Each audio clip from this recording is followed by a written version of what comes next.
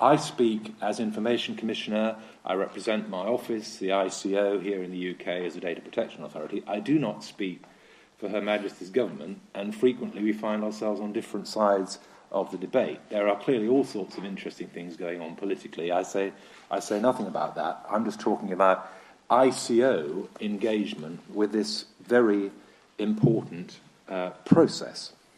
And it's an important process, and it demands UK engagement, because we kid ourselves if we think that we can do everything ourselves here in the UK on our own. We are, when we talk about data protection, information rights, obviously dealing with a global phenomenon that requires global solutions, and in the European single market, European solutions.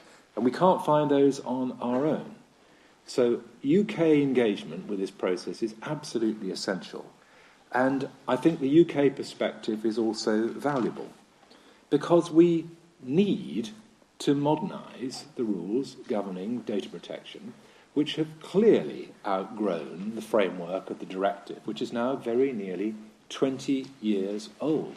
And look how the technological landscape has changed. Look how the way we use data has changed in that period. You wouldn't dream of using a 20-year-old computer or a 20-year-old operating system. We need to modernise the framework for data protection in the UK and in the European Union, and we need to engage with partners all around the world to make sure that privacy and information rights are preserved so that we can take advantage of the digital revolution rather than be its victims.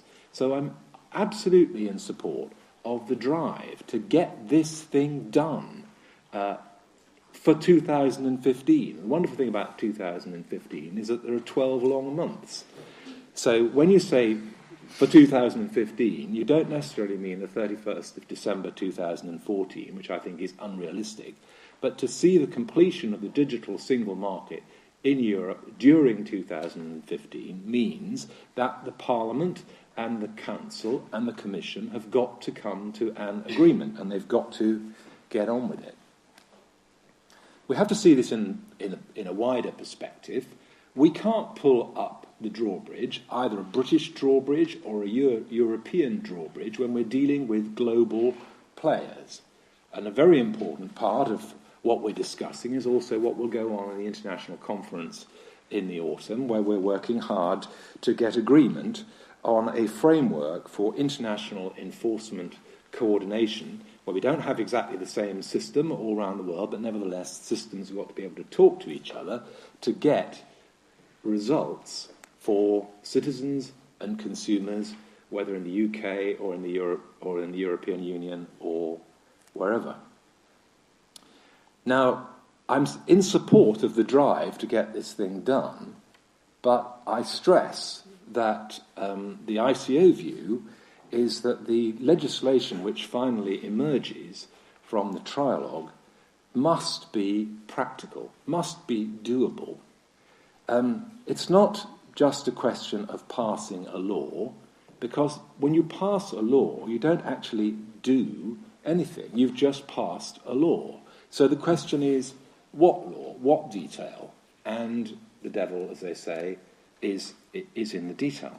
I was very taken by Lillian's reference to the labours of Hercules and to poor old Sisyphus pushing his stone uphill forever, if that's what he was condemned to do. And can I say, all respect and tribute to the work of the Greek presidency, you say you're exhausted. I'm not surprised. This is a very complicated piece of legislation. It must be like herding cats. However,